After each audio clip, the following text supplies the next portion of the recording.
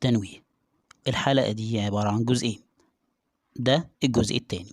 بسم الله الرحمن الرحيم. وبنبدأ طبعا كالعادة البوكليت الثامن من كتاب جيم مراجعة نهائية بوكليت 2020. الجزء الثاني من الحلقة بتاعة البوكليت الثامن أو الفاينال الثامن. والجزء الثاني كالعادة بيبدأ بالقطعة، وادي القطعة قدامك، والقطعة بتتكلم عن آثار مصر وقد إيه إن مصر عندها آثار مهمة جدا وحضارة مهمة جدا، ولازم كمان علينا ودورنا إحنا كشعب مصري إن إحنا نجذب السياح والمنظمات والمؤسسات، وإحنا كشعب كمان دورنا إيه. قطعة سهلة جدا، هنروح على الأسئلة. Number 1. Egypt is proud of its ancient civilization because مصر فخورة بالحضارة بتاعتها لأن letter C طبعا it has attracted people admiration and high appreciation everywhere. مصر الحضارة دي اكتسبت إعجاب وتقدير العالم كله. Number 2. tourist offices مكاتب السياح أو السياحة in our embassies في سفاراتنا abroad بالخارج should المفروض إن هي تعمل إيه؟ distribute تساهم letter B brochures that tell about the Egyptian legacy اللي بتخبر بالميراث المصري أو التراث المصري. Number 3. Why is tourism important for our country؟ ليه السياحة مهمة لبلدنا؟ طبعا it adds to people's admiration and the high appreciation of Egypt. letter A صحيحة. وكمان it's one of the main sources of income واحدة من أهم مصادر الدخل القومي and hard currency والعملة الصعبة. كمان letter B صح. وكمان it helps Egypt carry out investment projects بتساعد مصر في تنفيذ مشروعات استثمارية. يعني C كمان صح، يبقى A و B و C وهنختار letter D all of these. Number 4. Museums of Egyptian civilization should be المتاحف المفروض تكون موجودة فين؟ set up إنها تؤسس in foreign capitals في العواصم الأجنبية all over the world. letter D هي الإجابة الصحيحة. Number 5. The underlined pronoun them refers to كلمة them أو الضمير them بيشير لمين؟ بيشير ل tourists. letter A السياح.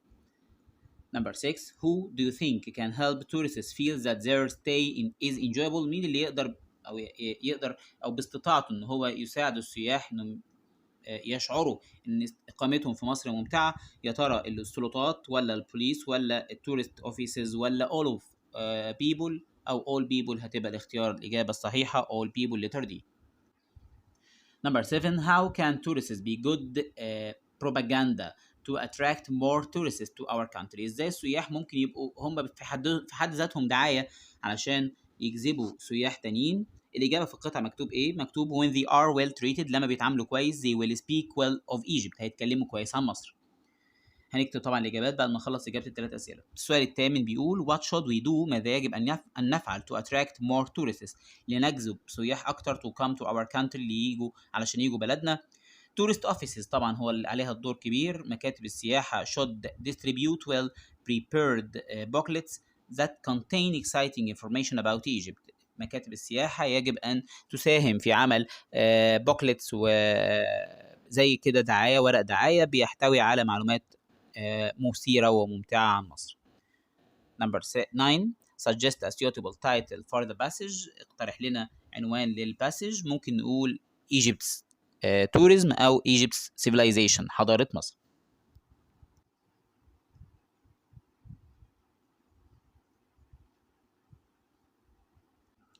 السؤال العاشر بيقول find words طلع لنا كلمات in the passage في القطعة which mean تعني annoyance اللي هو الإزعاج.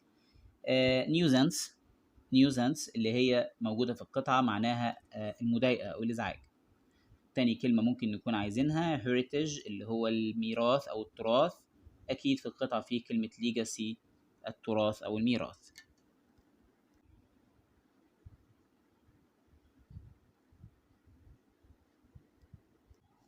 والنوفل السؤال الأول في النوفل بيقول why does Rasandel succeed as a king although legally he doesn't deserve to be a king؟ ليه راسندل نجح كملك بالرغم ان هو قانونيا لا يستحق ان يكون ملك؟ طيب because he possesses inborn qualities of leadership لان هو يمتلك صفات قيادية مولودة معاه. letter A هي الإجابة الصحيحة. Number 2. hadn't رودولف راسندل met the king and his men. لو ما كانش، طبعا hadn't هنا مقصود بيها لو ما كانش راسندل أو رودولف راسندل قابل الملك ورجالته، كان ممكن يحصل إيه؟ كان دوك مايكل would surely have captured the throne. كان دوك مايكل هو بالتأكيد أخذ العرش. letter C. Number 3. Why was the Duke's plan to prevent the king from attending his coronation not a success? ليه خطة دوك مايكل إن هو يمنع الملك من إن هو يحضر التتويج ما نجحتش؟ إيه السبب؟ لأن سابت letter B persuaded رودولف، أقنع رودولف راسندل the king's alike الشبيه بالملك to become king، إنه يبقى الملك ويحضر حفلة مكان الملك. Number 4. Why did Joanne work against his master دوك مايكل؟ ليه جوان بيشتغل ضد الماستر بتاعه دوك مايكل as he was afraid of him not because he loved him. هو بيشتغل معاه، هو ماستر عنده، هو الماستر بتاعه مش عشان هو بيحبه، هو عشان بيخاف منه. letter C. What might have happened if Lord Topham had recognized راسندل؟ لو لورد توفام الراجل اللي هو نظره ضعيف ده لو كان تعرف على راسندل كان ممكن يحصل ايه؟ ولا حاجه خالص على فكره. لو كان الراجل ده اتكلم ما كانش حد صدقه يعني، وكانوا هيقولوا انت نظرك ضعيف، وكانوا هيقولوا انت راجل كذاب وبتخرف يعني. No one would believe him. ده من وجهة نظري. I think he wouldn't have been believed. Number 2. What do you think would happen if Fritz refused to let Michael enter the king's room؟ لو كان فريدز منع مايكل ان هو يدخل اوضه الملك، لو كان مايكل طلب من فريدز وفريدز رفض ده، تتوقع كان ممكن يحصل ايه؟ ببساطه شديده جدا I think مايكل would kill him، كان هيموته يعني وعشان يدخل. Number 3. If you were Fritz، لو انت فريدز would you shot Robert؟ كنت تطلق النار على روبرت in the forest or not؟ ولماذا؟ Yes طبعا، لو انا فريدز كنت هموت روبرت because he was a very bad character، لانه شخصيه سيئه جدا.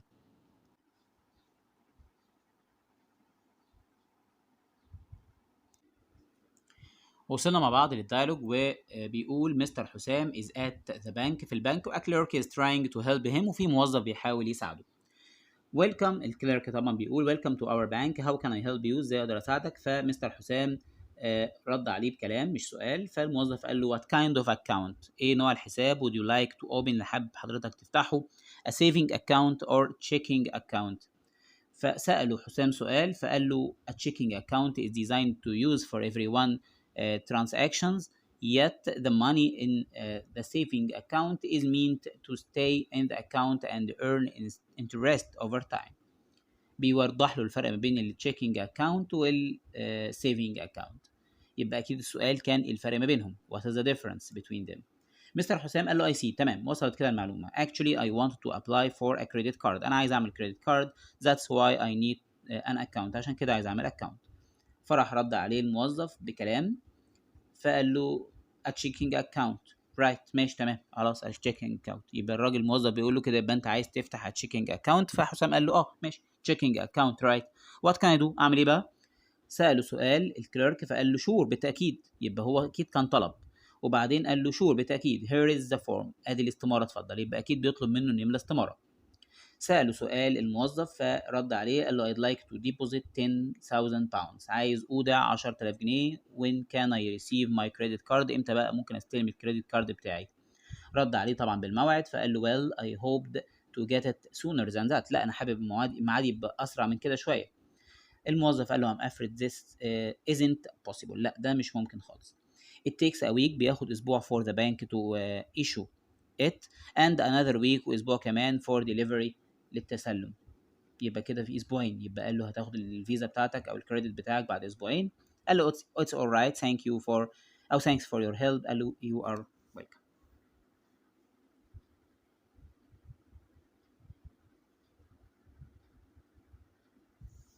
يلا نحل مع بعض. welcome to our bank how can I help you؟ اكيد طبعا قال له عايز افتح حساب I'd like to open a bank account. what kind of account would you like to open؟ a saving account or a checking account؟ سأله سؤال اللي هو ايه الفرق بينهم what's the difference between them؟ a checking account is designed to use for everyone transactions, yet the money in a saving account is meant to stay in the account and earn interest over time. قال له I see actually I wanted to apply for a credit card. That's why I need an account. قال له خلاص كده يبقى أنت عايز a checking account. So you need number 3 هنقول so you need a checking account. قال له a checking account. أوكي ماشي. a checking account a checking account يعني ما فيش مشكلة. What can I do؟ أعمل إيه؟ طلب منه إنه يملأ استمارة. Can you fill in this form؟ Can you fill in this form؟ قال له sure بالتأكيد. Here is the form. اتفضل الاستمارة أهي. سأله هتحب تودع قد إيه؟ How much would you like to deposit؟ How much would you like to deposit؟ قال له I'd like to deposit 10,000 pounds. When can I receive my credit card؟ إمتى أستلم الكريدت كارد بتاعي؟ أكيد هيقول له بعد أسبوعين. You can receive it after 2 weeks.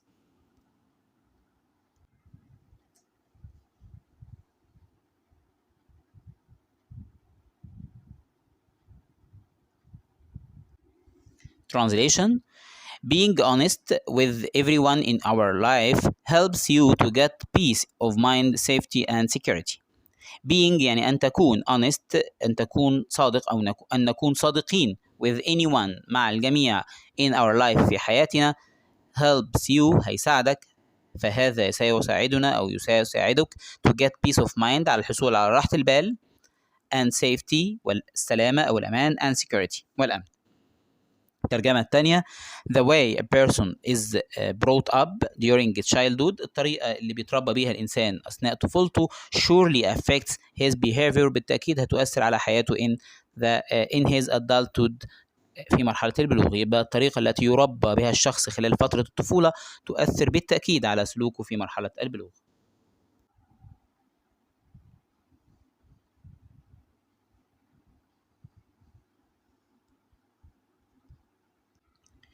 يجب أن نهتم ببيئتنا ونجعلها سليمة ونحافظ عليها نظيفة ونمنعها من الدمار. We should care about، يجب أن نهتم بيئتنا our environment and make it peaceful ونجعلها سليمة ونحافظ عليها نظيفة and keep it clean ونمنعها من الدمار and prevent it from destruction. تساعدنا المعرفة على التفرقة بين الصواب والخطأ وبين الجيد والسيء. تساعدنا المعرفة، هنبدأ بالمعرفة الأول. knowledge helps us على التفرقة to distinguish between ما بين الخطأ والصواب أو الصواب والخطأ right or wrong وبين الجيد والسيء and good or bad.